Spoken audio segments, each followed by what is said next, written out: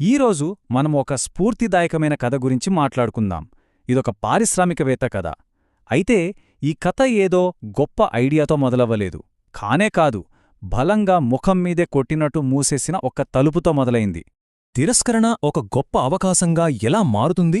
వినడానికి కొంచెం వింతగా ఉంది కదా, కాని ఇదే కిరణ్ మజుందార్ షా జీవిత కథకు పునాది. ఈ ప్రశ్నకు సమాధానం వెతుకుతూ ఆమె ప్రయాణంలోకి వెళ్దాం రండి. సరే, ముందుగా కథను మొదట్నుంచి చూద్దాం. ఒక యువతిగా కిరణ్ మజుందార్ షా మరియు ఆమె కలల గురించి తెలుసుకుందాం. ఆ కల కూడా చాలా అసాధారణమైనది. కిరణ్ వాళ్ళ నాన్నగారు ఒక బ్రూ మాస్టర్. ఆ వాతావరణంలో పెరగడం వల్ల కావచ్చు, సైన్స్ మీద, ఫర్మెంటేషన్ మీద ఆమెకు చిన్నప్పట్నించే చాలా ఆసక్తి ఉండేది. అదే ఆసక్తితో ఆమె ఆస్ట్రేలియా వెళ్లి బ్రూయింగ్ టెక్నాలజీలో మాస్టర్ డిగ్రీ చేశారు.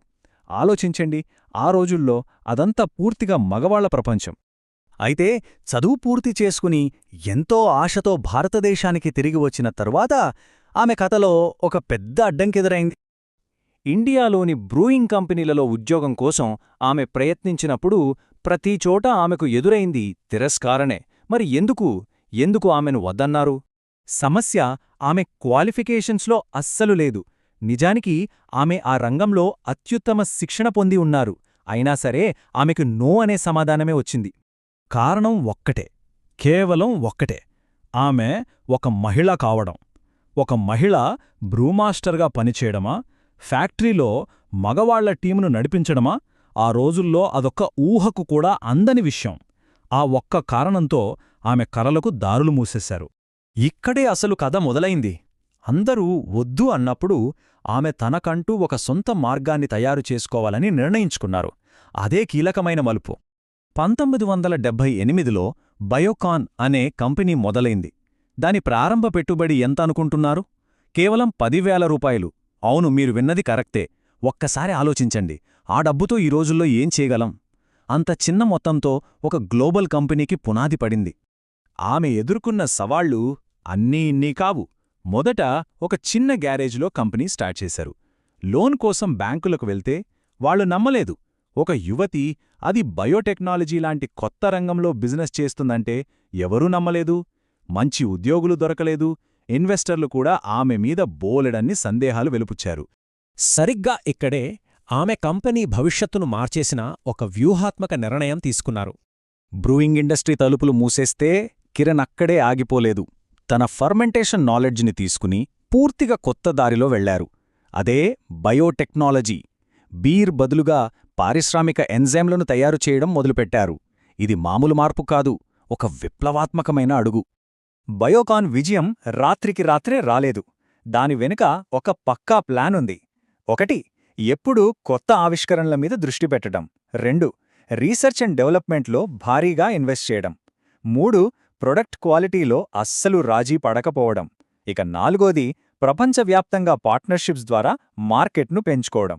ఈ 4 పిల్లర్సే బయోకాన్ను ఈరోజు ఈ స్థాయిలో నిలబెట్టాయి. మరి ఇంత పట్టుదలతో, ఇంత స్పష్టమైన విజన్తో ముందుకెళ్లిన ఆమె చివరికి ఏం సాధించారు? ఇప్పుడు చూద్దాం.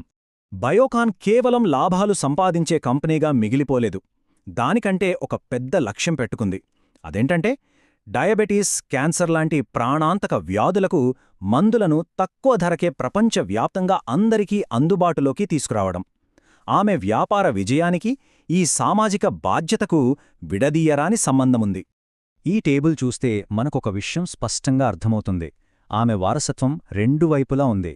ఒకవైపు బిలియనీర్ వ్యాపారవేత్తగా, గ్లోబల్ బయోటెక్ కంపెనీ అధినేతగా నిలిచారు. మరోవైపు లక్షలాది మంది మహిళలకు స్ఫూర్తిగా పద్మశ్రీ, పద్మభూషణ్ లాంటి అత్యున్నత పురస్కారాలతో దేశానికి గర్వకారణంగా నిలిచారు. ఇక ఈ కథను ముగింపుకు తీసుకొద్దాం. ఈ మొత్తం ప్రయాణంలో మనం నేర్చుకోవలసిన అసలైన పాఠమేంటో చూద్దాం. ఆమె మాటల్లోనే చెప్పాలంటే, తిరస్కారమనేది ఒక ముగింపు కాదు, అది విజయానికి నాంది కావచ్చు. ఎంత అద్భుతమైన మాట కదా! తిరస్కరణను ఒక అడ్డంకిగా కాకుండా ఒక అవకాశంగా ఎలా మార్చుకోవచ్చో ఆమె జీవితమే ఒక ఉదాహరణ. కిరణ్ మజుందార్ షా కథ మనందరికీ ఒకటే చెప్తుంది. ఒక తలుపు మూసుకుంటే నిరాశ పరక్కర్లేదు. ఎందుకంటే బహుశా అంతకంటే పెద్ద, అంతకంటే మంచి అవకాశం మనకోసం ఎదురుచూస్తూ ఉండొచ్చు. మరి తిరస్కరణ మన కోసం ఏ కొత్త తలుపును తెరవగలదో ఒక్కసారి ఆలోచించాల్సిన విషయం.